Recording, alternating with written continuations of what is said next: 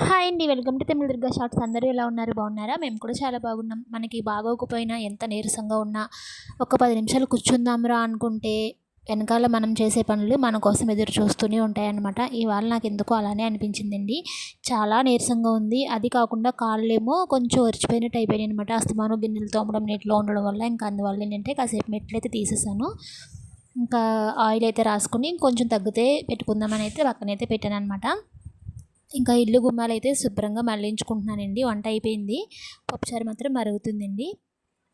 ఇంకా ఇవాళ ఏంటంటే కొత్తింటి దగ్గర పెయింటింగ్స్ అవి వేయడానికైతే నలుగురు మనుషులు వస్తున్నారనమాట. వాళ్ళు నలుగురు కాకుండా మా ఇంట్లో ఏడుగురు అనమాట. మొత్తం 11 దగ్గర దగ్గర 12 మందికైతే మేము వంట అయితే చేయాలి. ఇప్పుడు నేను ఒక్కరిదాన్నే. ఇంకా బయట పొయ్యి ఏంటంటే మొన్న వర్షం పడిందని చెప్పాను కదండీ! 2 డేస్‌కి అలానే ఉంది. కానీ మార్నింగ్ ఎలాగోకలా వెలిగించేసి అన్నం అయితే వండేసాను. ఇంకా కర్రీస్ మాత్రం లోపల స్టవ్ పైన అయితే వండేసానండి. ఇంకా ఇవాళ స్పెషల్ ఏంటంటే బీన్స్ ఎగురైతే పెట్టాను. అలానే పప్పుచారు, ఇంకా బంగాళదుంప ఫ్రై, అలానే రసం, ఇలా 4 ఐటెమ్స్ అయితే చేసేసాను. ఇంకా మజ్జిగ ప్యాకెట్ అయితే తీసుకురమ్మన్నాను. కావాలంటే మజ్జిగ తాలింపు పెడతానని చెప్పానమాట. ఇంకా ఫైనల్‌గా బంగాళదుంప కొంచెం దగ్గరికి ఇగురులాగా అయితే వండుతున్నాననమాట. ఇంకా ఇవాళ ఎండ అయితే మామూలుగా లేదండి. ఇంకా అన్నం కూడా రెండోసారి వండేసాను పొయ్యి పైన. ఇంకా పొయ్యి శుభ్రంగా క్లీన్ చేసుకోవాలి.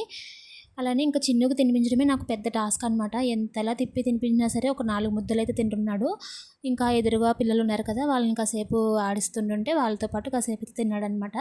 ఇంకా కింద మీద పడి అలా అయితే కొంచెం అన్నం అయితే తిన్నాడండి. ఇంకా తినేసి ఇల్లంతా చక్కబెట్టేసుకున్న తర్వాత ఇంకా గిన్నెలైతే బయటేసి తోముకుంటున్నాను. ఎప్పుడు నీళ్లు తాగరా తాగరా అంటే తాగడు. ఆ బకెట్‌లో ముంచుకొని తాగుతున్నాడు. 4 దెబ్బలైతే కొట్టాను. Subscribe channel.